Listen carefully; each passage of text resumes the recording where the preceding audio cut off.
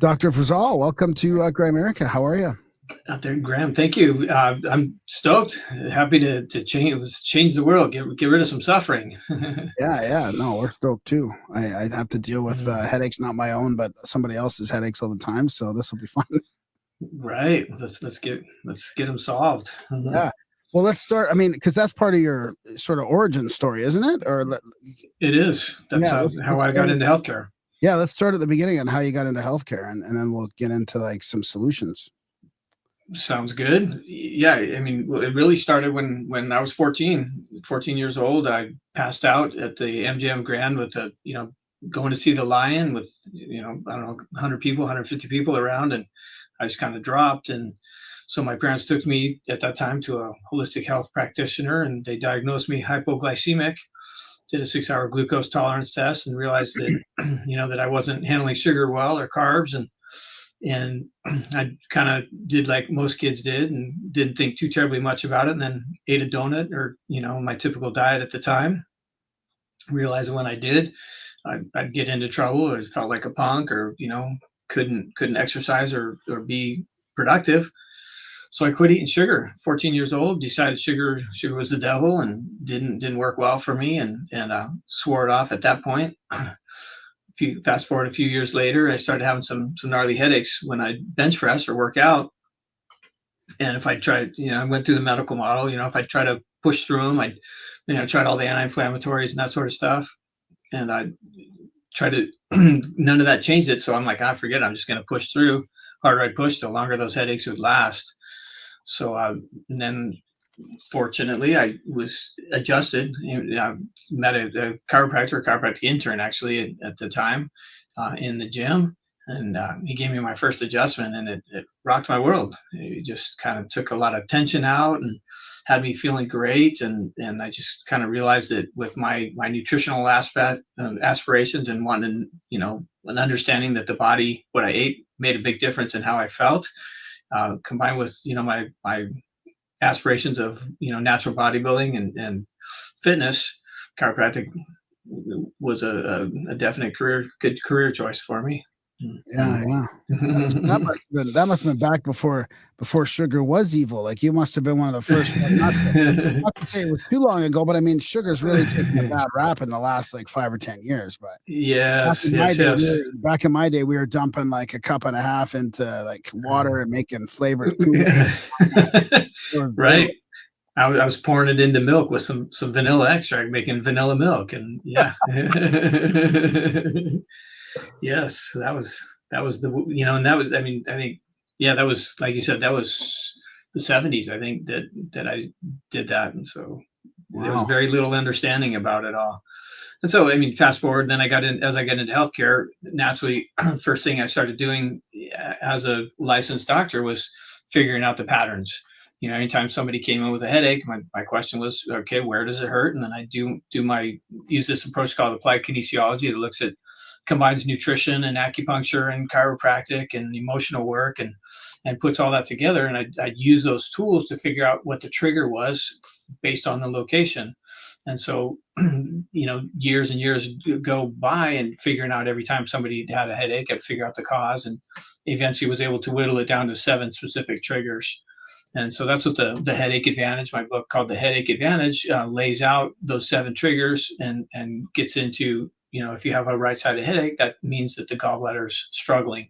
And so we can get into all that, what some of the typical trigger mechanisms, if you will, are for each of those common 7 patterns. So when you got adjusted that first time at the gym, did you notice, you had no headaches after that, or that really helped with your headaches? Or?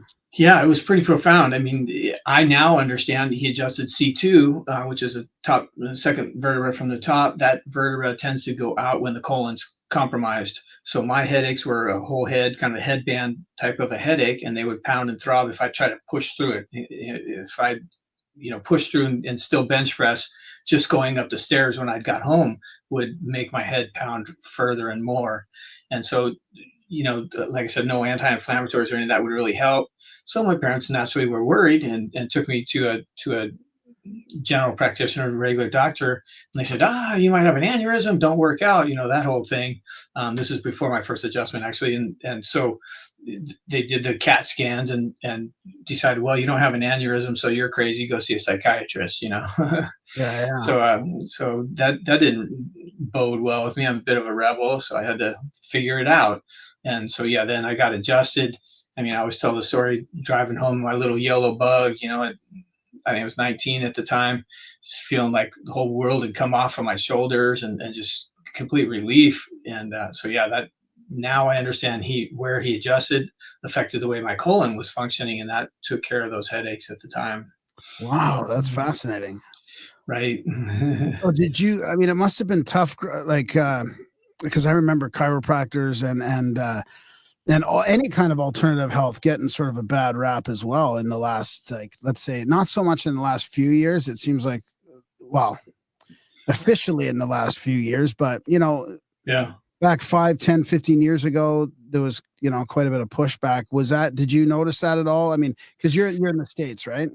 I'm in Southern California. Yes. Little different in Canada, but did you notice a difficult path? I mean, I know you're a rebel, but So even beyond that, before that, I mean, I graduated. I'm going to show my age a little bit, but I graduated chiro school in '93, and even at that time, there was a legal suit against. There was an overt suppression of chiropractic at that time, and there was a big 10-year lawsuit where they were trying to squash us out ultimately and make us a non-viable entity. So fortunately we won that. I mean, the damage was done and compromised a lot of society's trust, and we still see it, that you see in the paper, a chiropractic like adjustment, created, whatever, a stroke or this or that on somebody. And then then we call them out on it. The chiropractors call them out on it, and then they'll run a 1-point font, a week later on the bottom of the paper saying that was somebody else or an unskilled person, trying to mimic a chiropractor. And so there's all that. I get it. It's a powerful tool. There's ways in chiropractic that will reverse all that. Again, with the applied kinesiology, I have the honor of being able to calibrate exactly what to do, what vector, what direction. But what we'll get into even more importantly than that is why those vertebrae are out in the first place. The spine functions much like a circuit breaker, if you will. And so each vertebra has organ associations with it. So I talked about C2 going out when the colon dysfunctions. So if I fix the way the colon functions, if I get the irritating food out, or I give the appropriate, vegetables or probiotic to help the colon function, then C2 doesn't go out anymore and stays strong, and it's all good. And we don't need to get adjusted on a regular basis. So there's definite, associations between the nutritional component, between the emotional component, with the structural component as well. Puts it all together. Yeah, it sounds very holistic. So Very. that kinesiology, when you said you're dialing into the exact thing, is that from the diagnosis, or are you using the subconscious, like muscle tension from them to figure that out as well? Yes, the nervous system predominantly. So yeah, we're using the nervous system to determine, because nerves will be conditionally inhibited and others weaken when there's a stressor implemented or pushed on the system, if you will. Yeah. So if I push that vertebra, forward, if it's already sitting forward and I push it more forward, the whole nervous system is going to shut down, telling me that's the wrong thing, or that's a problem for the body. If I push it backward or put it into a corrected state, then that facilitates and strengthens the nervous system, tells me that that's exactly what the body needs. So I can get into, what direction, what vector each vertebra needs. But again, even more importantly, look at why it's out in the first place. Right, and that's because of an organ of some typically it's and ultimately, and that's the empowering part for the listeners.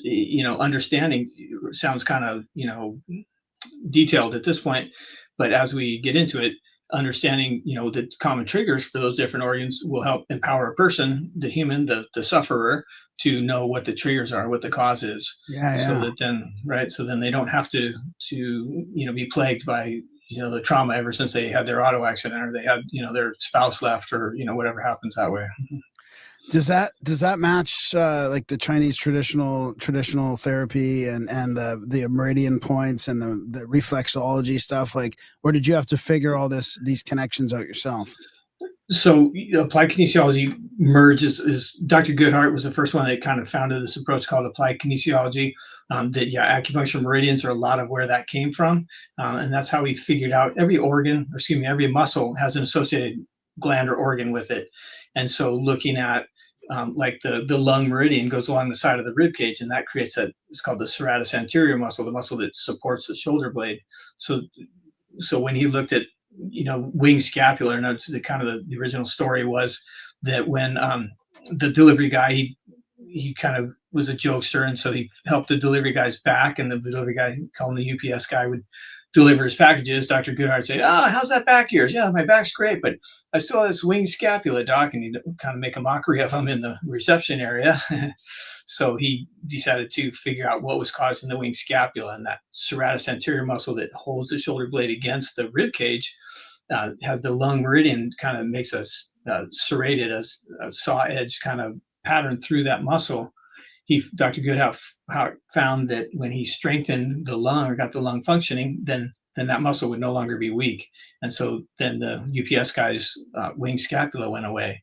And so that kind of started this whole paradigm in natural medicine of putting together the nutrition and then looking at it deeper. The lungs, for example, have emotions like grief and sadness and yearning that can get stuffed away in those organs.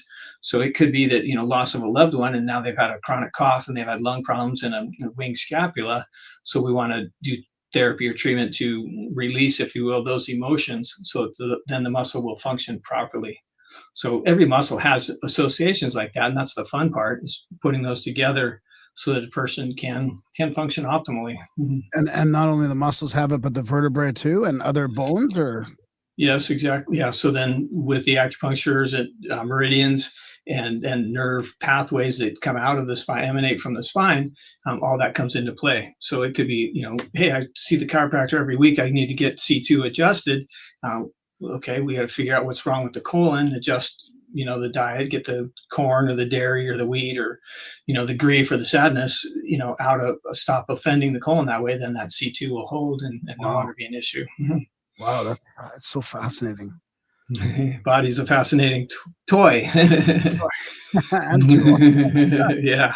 So how did you end up putting the book together with all the different migraines, the 7 triggers and all that? You just, over time, you've accumulated all this evidence and you decided to put it all together in a book? For sure. It started with, I was going to try to put all this together and cover the whole body. Again, a lot of how I ended up in healthcare was through headaches. The reason that ultimately I realized that headaches really tell me the priority. So if a person comes in and they have symptoms of digestive problems and hormonal problems, and a list of 15 different concerns, the location of the headache tells me what the priority is for that person. So if they may have, like I said, 15 different symptoms, if they have a left-sided headache, I know that is a stomach problem. Stomach's going to be the best place to start. So we correct the stomach, and more than likely all the other symptoms are going to go away. And so again, that's why I called the book The Headache Advantage, because that's the advantage of this pain, is to help us know really what the priority is, where we can get the best return on investment, if you will, in our health pursuits. Yeah. So that's where my girlfriend has them, in the left side of her head, and she does have stomach issues. So that makes a lot of sense. So how would you go about fixing the stomach issues then? Checking in on the diet and the blood type. Is that where the blood type comes into, or? Absolutely. Blood type plays a role in there. For example, A blood type people tend to have lower stomach acid as a category, as a class of people. So we go right in there and start. There goes this notes, huh? Graham's taking notes. That's a good sign. So if they're A blood type, they would tend to have lower stomach acid. So we go right into a stomach acid-based supplement, something with a betaine hydrochloride, to rebuild, prime the pump, if you will, of breaking down proteins in that stomach, which would then help relieve potentially allergies and so on. If the stomach acid's low, person's not going to break protein down properly, and then those too large of proteins will trigger the immune system and set up allergies, food-based allergies, for example. So then we know that, hey, that left side headache is a big indicator, big advantage for us to then know, hey, we can get rid of these allergies, we can get rid of the colon based low back pain by fixing the stomach. So then if we have other hormonal issues, so let's talk about the three primary nutrients that the body uses to make stomach acid are zinc, vitamin B1, or calcium. Calcium's alkalizing and balancing for the stomach. We need stomach acid to activate it to digest that calcium. So it kind of goes back and forth. So sometimes taking calcium will help correct the stomach and take care of some bone issues in the process. If we're trying to get the initial miracle, if you will, for like your girlfriend, we might start with the stomach acid, or we look a little deeper and look for other triggers, other associations for like B1. If somebody's deficient in thiamine, vitamin B1, they're also going to be a mosquito magnet. So if we know that your girlfriend is the one that gets bit when you go outside, then we might just start with B1, and that's going to help her stomach, it's going to help her hormones, help her thyroid. Then we have a big win. That pattern's a fairly common one that comes up in the book, for the need for thiamine. And then zinc got a lot of press through COVID and so on, because zinc helps support the immune system in times of viral stress. And so if somebody's eating too much sugar, is stressed out, that's going to leach zinc. If they're not getting good organic vegetables, they're not going to get the zinc in the first place. If they get a virus, that's going to cause zinc deficiency. Symptoms of zinc deficiency is a lack of smell or taste. So again, those are all things that got popularized during the recent, pandemic episode we all lived through. So if we had those symptoms, then I'd go straight to zinc and then help get rid of that left-sided headache. Right. Yeah, zinc and quercetin was the big one. Take those two together, it seems like. Yes. Yeah, I was loading up on the zinc when I had it, I think. Yeah. No, I'm thinking back. Man. Yeah. So Darren, do you want to go anywhere with this, or should we keep going on the headaches, or? I'd like to keep going on the headaches. Yeah, because I want to I'll ask some questions later about my girlfriend's condition and stuff, and we'll get into some of the Canadian healthcare questions I'm going to have for you and some of that kind of stuff. All right. So does migraines fit into those 7? How do you treat migraines in this whole thing? Ultimately, the way migraines basically means it's a gnarly headache. It means that they're incapacitated to some degree. Okay. It still comes down to where is the headache. So, patients all the time come in. I'm a migraine sufferer. I need my Imitrex, or I need my drugs to take care of it. Okay. What does a migraine mean to you? What part of the head hurts? And I see it every day that, I have a migraine, and then they point to the right side of the head, or they point to the left side of the head, or frontal headache, or, whole head headache. Then I still know. I had one of the stories in the book is a gal that was told she had trigeminal neuralgia, which means that she had nerve damage. She actually had mesh in the left side of her head from a surgery that she'd had done. And she was just suspected that was her plight from there on, because she had mesh and she had this trigeminal nerve that dances around the left side of the head that also follows the stomach meridian. So same thing. I'm like, well, trigeminal neuralgia, this is kind of gnarly, but let's see what happens. In fact, I just saw this gal today. She's been headache free now for several years by literally treating her stomach. And again, she was one that, every doctor in their right mind said, trigeminal neuralgia, you got a plate in your head. Not too surprising. That's going to be your plate. But we were able to eradicate all of that by healing her stomach. So we had her on, and still have her on, some herbs with ginger and like wormwood. Those are herbal bitters to facilitate stomach acid function. And going back to your blood type question, I typically would go more with things to facilitate stomach acid production for the O blood type, because the O blood types tend to be more higher stomach acid producers, whereas the A tends to have lower stomach acid, because the blood type gene is right next to the stomach on the gene pool, if you will. And so we look at things to more like the calcium, the B1, the ginger, the wormwood, to facilitate stomach function in the O blood type. Whereas for the A blood type, we might go more just straight stomach acid and just kind of compensate for their genetic weakness, if you will. Oh, that's fascinating. So what about, so there's a couple other, can we just maybe summarize the other types of headaches and what's corresponding to them? Sounds good.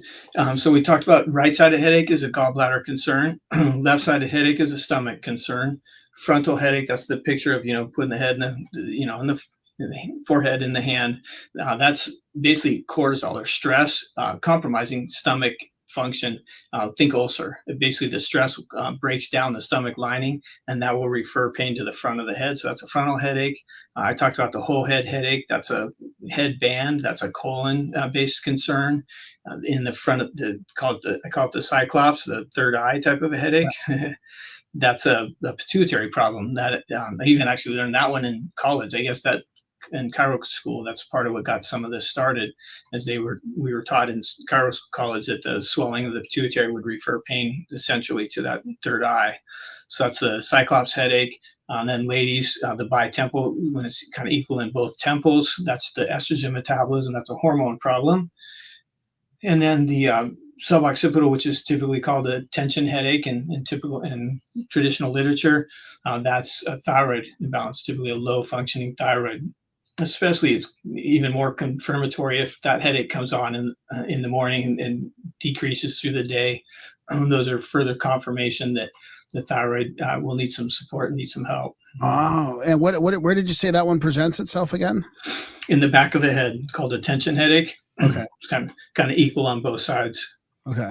Would that be like sort of, is that like a hard rule, or is there a frequency that would apply these sort of rules to it? And every once in a while, like, what about the weather systems and these sorts of things? Can they come in and do sort of like, because I get headaches sometimes. I've always sort of attributed it to when the weather systems are changing here, because I live in a spot where the weather can change by 60 degrees in a couple of days.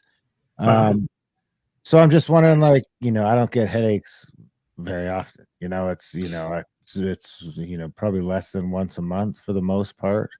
So I'm wondering if there's like, when you say it's a gallbladder problem, like how many headaches, how often before that is like a concern compared to maybe just passing through or something, or some sort of outlier. Yeah. So, I mean, let's start the question. The reason I had the confidence to put this out, in a book and so on, is the fact that a headache never leaves my office, literally. So that gives me the, complete confidence that the triggers that we talk about are the causes of these locations of headaches. And so one of the symptoms of an underfunctioning thyroid is challenged by barometric changes. So when the weather, yo-yos 60 degrees for you, that is puts stress functionally on the thyroid.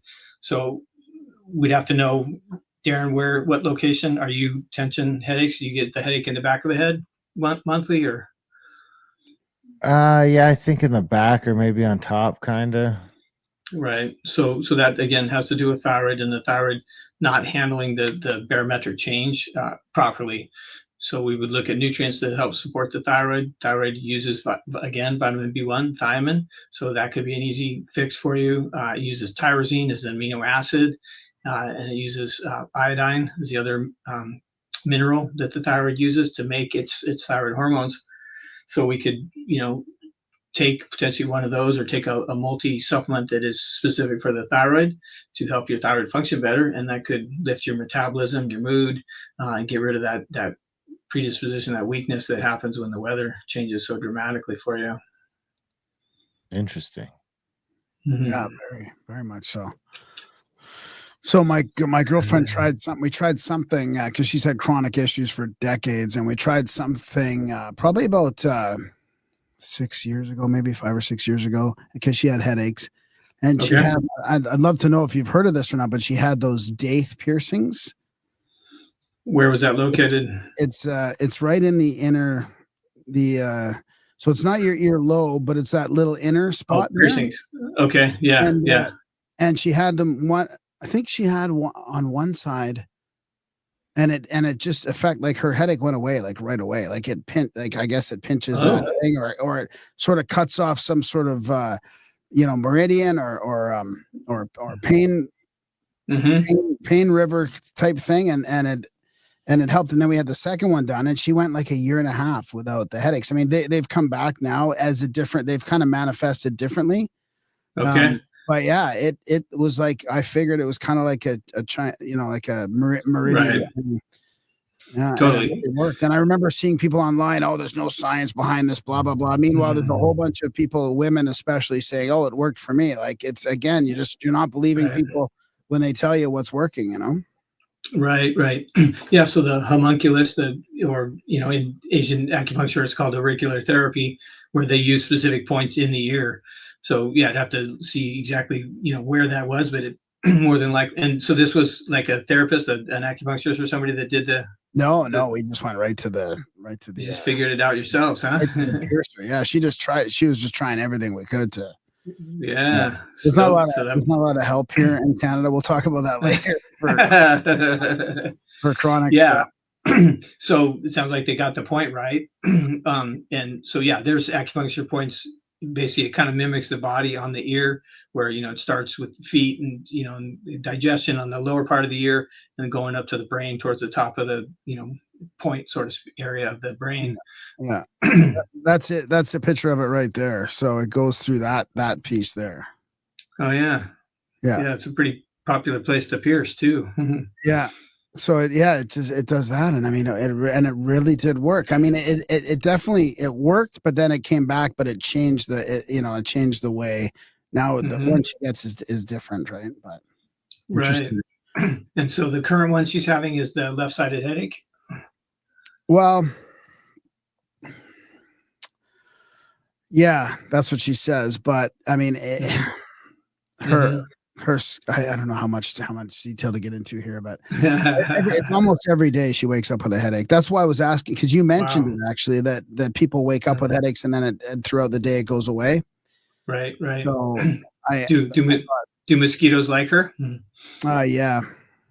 Yeah. So a good source of thiamine, of vitamin B1, will help her metabolism, help her thyroid function better, which is that morning headache. And then thiamine also will help her body make stomach acid. So that'd be a good place to start potentially. She also has EDS though, Ehlers-Danlos syndrome. So, and that, I mean, I have some questions too. We can wait a little later for more of those questions. But as far as like she has, like stomach issues, diarrhea issues, like also like fibromyalgia, like symptoms all over the place. Like it's a whole that Ehlers-Danlos like presents a whole bunch of different types of symptoms. It does. Yeah, with a common thread in adrenal function. Fixing this, so fixing the stomach is going to help a lot of the digestive concerns. EDS, we start looking a little, deeper into the big picture and what it's going to take to help her adrenals function more optimally, so that she's not secreting that. It's called ADHS, adrenal corticotrophic hormone, that causes a weakness of the ligaments. We want to get the adrenals balanced so that she's not producing that hormone all the time. That could potentially relate to why her stomach is compromised.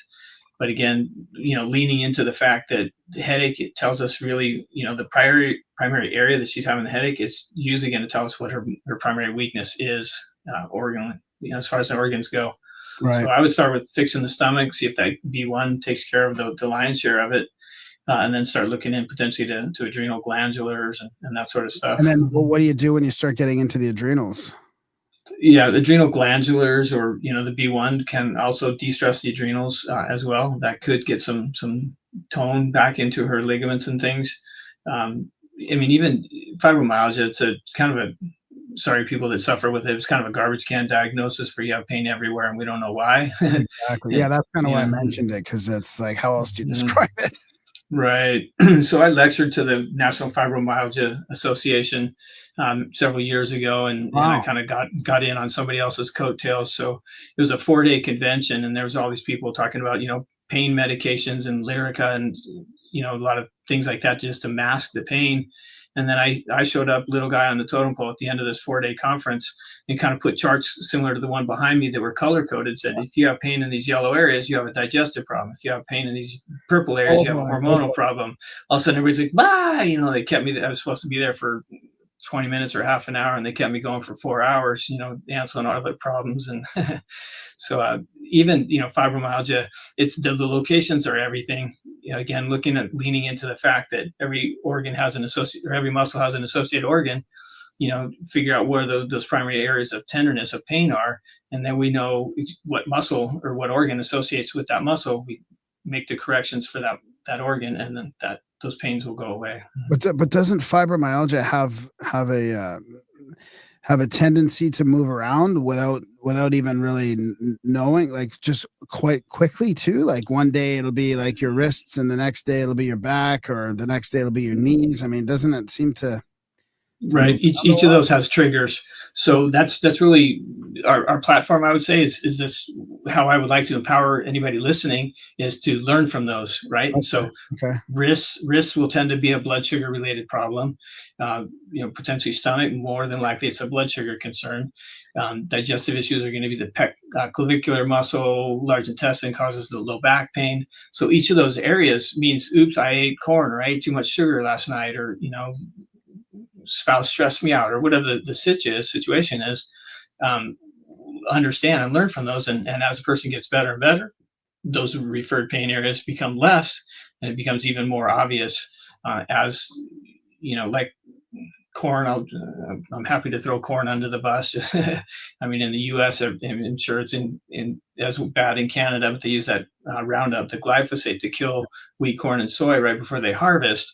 And that glyphosate congests the gallbladder, and it kind of obliterates the intestinal lining.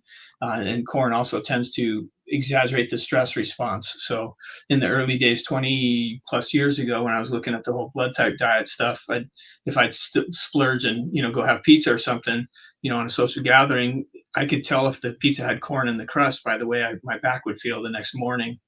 I'd wake up with that L5 central low back pain, doing the evolutionary walk, kind of creeping out of bed, if you will, whenever I'd eat something that had corn in it. So it's been decades now since it's not worth it to me to splurge on that. Corn chips are not attractive at all. Is it the glyphosate, or is it the corn itself? So the genetic modified corn, and probably in Canada too, but in the US, virtually all corn is genetically modified so that they can use more glyphosate.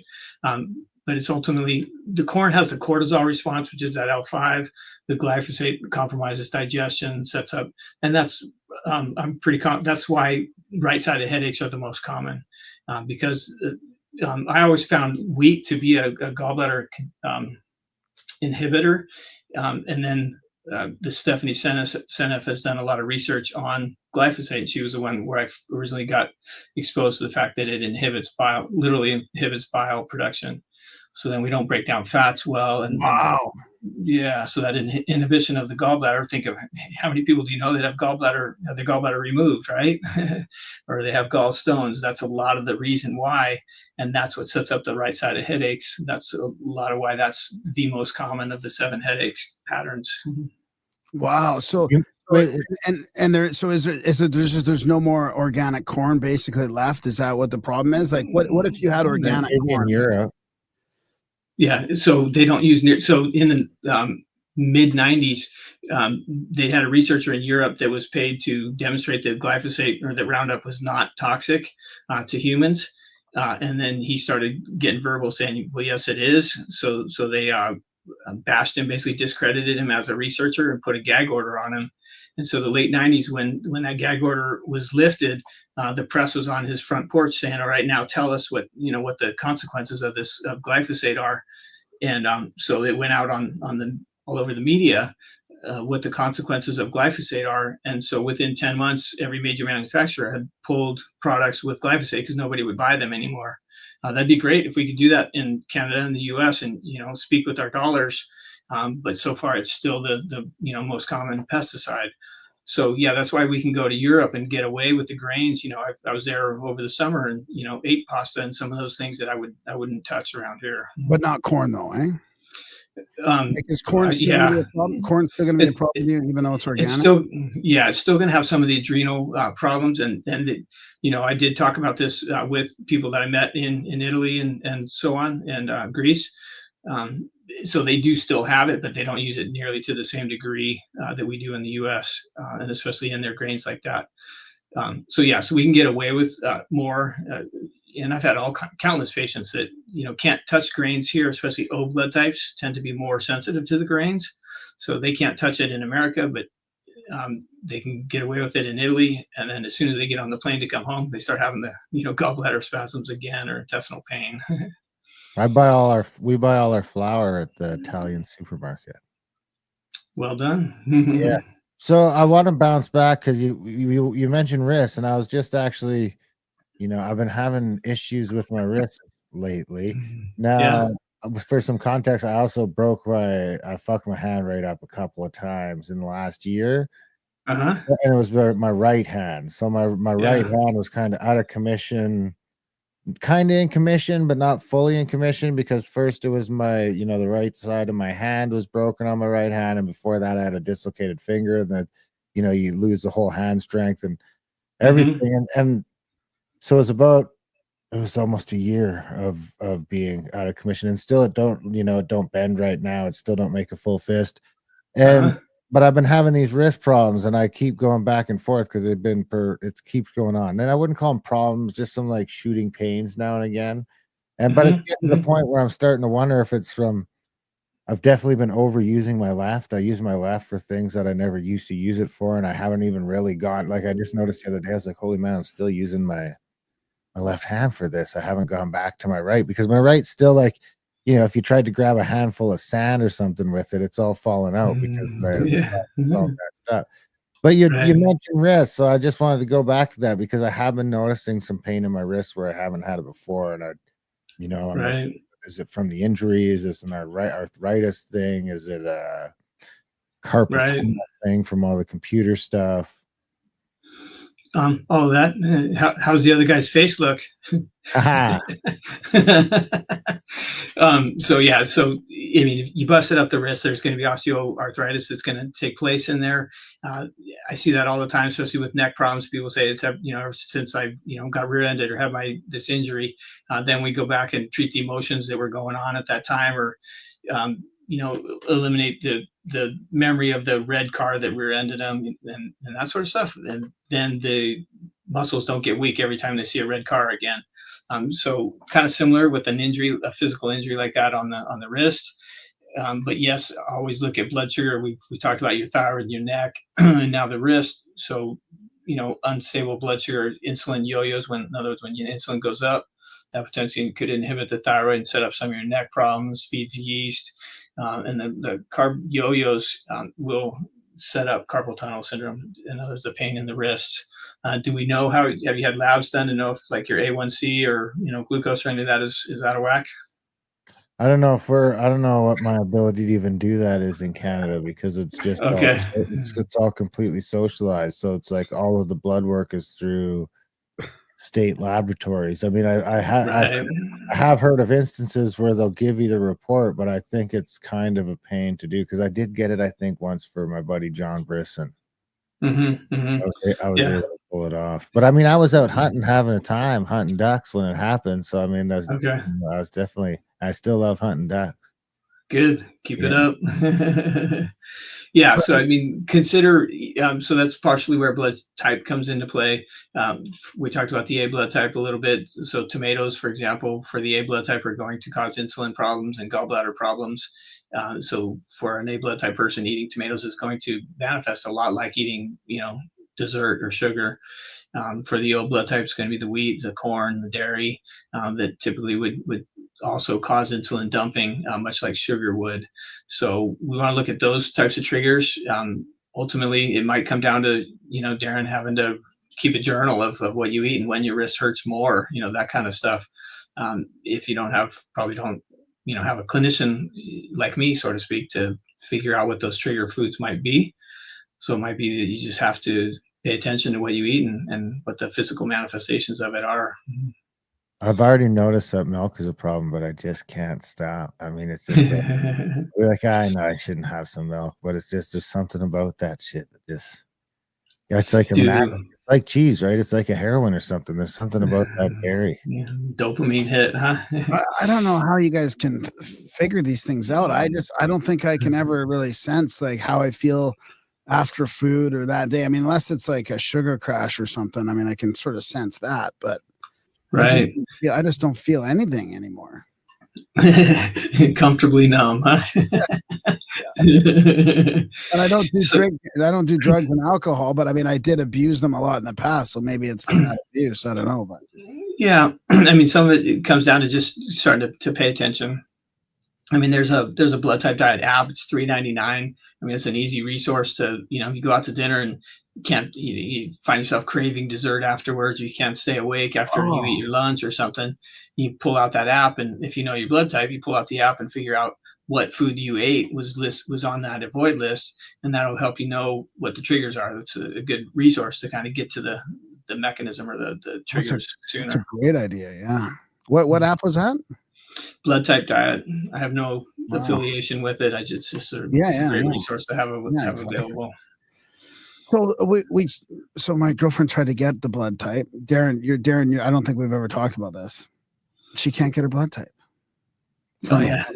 They're like, we don't have any records that go far enough back to like, I guess when you had kids or whatever. Like, you don't have your records from that. And she's like, well, don't you have any records? Like, can you take it and figure it out? Like, what if something happens to me and you need my blood type? Then I guess they'll figure it out at that point. But I mean, this is an example of sort of what we're up against, right? We're trying to figure some of these things out for her health, and we can't even figure out her blood type. Like, do we have to Wait, you can't even get it some ourselves and send it out to the States to get it tested? Wait, they won't you can't figure that out? No, that's what I'm saying. Like, this is the difficulty she's up against, right? I mean, isn't it on all the blood work? Wouldn't you think it's like just noted up in the corner? Yeah. Not unless you're going to have a major surgery, typically, where there might be risk that you need blood, is typically when they would type. Otherwise, it's a frivolous expense ultimately, right? In their world, in their mind, right? Yeah. The $47 Band-Aid is fine, though. Right. So the good news is there's kits that you can buy. I'm pretty sure they're available on Amazon in the States. They're $10. Less. Just that you do at home, like a home kit? Yeah. So you just do a little finger prick. So if you're going to use a kit like that, you want to use the side of the finger because the pad has more pain receptors in it. The side of the finger doesn't have as many pain receptors, so it'll hurt less. So you just take a little drop of blood and you smear 4 drops of blood on these 4 little squares, and then it'll either coagulate or it won't. Agglutinate technically is what they call it, and then that'll tell you immediately what blood type the person is. Oh, that's a great idea. I don't know why I didn't even think of that. Yeah, that's why we're here. Yeah, we're solving problems. That's the goal. The other thing that happens with her is her neck.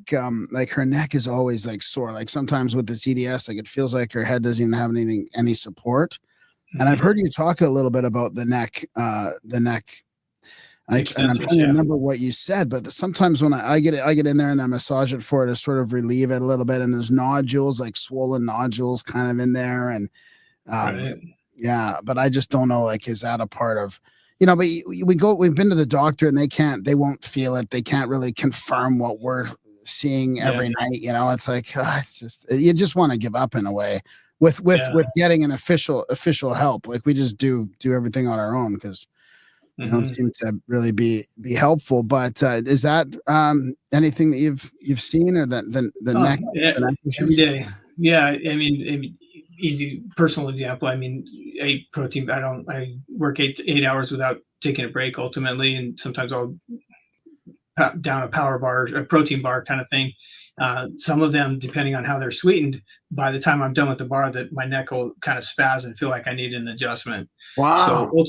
So ultimately that means that whatever they sweetened it, the carbohydrate in that bar fed yeast, and that yeast overgrowth or that flourishing of yeast causes the neck extensors to turn off. So that's something, Darren will want to keep an eye on as well.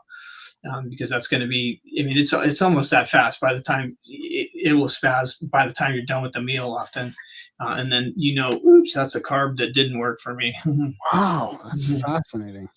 The other thing I wanted to ask you about EDS is is can they see a chiropractor? Because one of our naturopaths, we did go get we were getting prolotherapy shots in her joints and stuff, which was helping sort of regenerate her joints. And then that was under sort of the umbrella of a naturopath guy.